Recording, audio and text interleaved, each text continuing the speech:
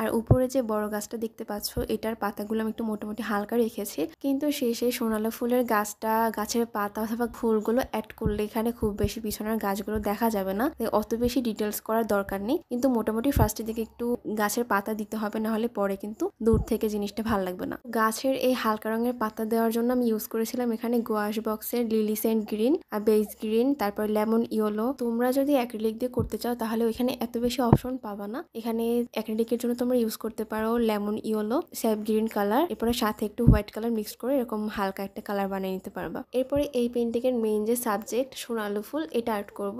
তো এর জন্য আমি ফার্স্টে এখানে ডালের শেপটা দিয়ে নিয়েছি। তো এখানে আমি ডালের কালারটা করার জন্য ইউজ করেছি burnt umber colour, medium yellow colour আর একটু হোয়াইট কালার। এরপরে পাতার কালারের জন্য এখানে ইউজ করা হয়েছে পিয়াল গ্রিন আর ইয়েলো গ্রিন। অ্যাক্রিলিক কালার দিয়ে করতে চাইলে ইউজ করবে মনস্ট্রাল গ্রিন, লেমন ইয়েলো আর অল্প স্যাপ গ্রিন কালার। এরপরে আমি ফুল আঁকার জন্য এখানে ইউজ করেছি cream yellow colour, medium yellow colour আর অল্প সামান্য একটু অরেঞ্জ কালার। অ্যাক্রিলিক কালার দিয়ে করতে চাইলে ইউজ করবে lemon yellow colour, medium yellow colour আর সাথে অবশ্যই হোয়াইট কালারটা ইউজ করবা। হোয়াইট কালার ইউজ না করলে এখানে ফুলগুলো খুব বেশি উজ্জ্বল হবে।